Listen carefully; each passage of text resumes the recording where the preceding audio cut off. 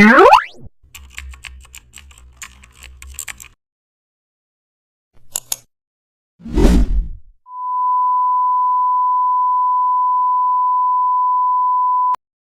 back to the channel. Don't forget to like, share and subscribe for more updates.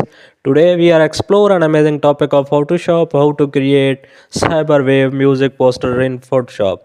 Begin with a neon purple and blue gradient, then add a wave shape using the pen tool. Apply glows to wave shape for a cyber feel. Insert the artistic or device in the center. Also applies glows to the wave shapes for cyber feel.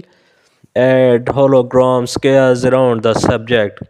Use blend modes to merge hologram elements. Add sparks particle in the energy.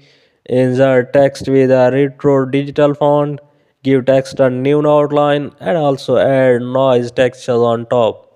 Create glowing circles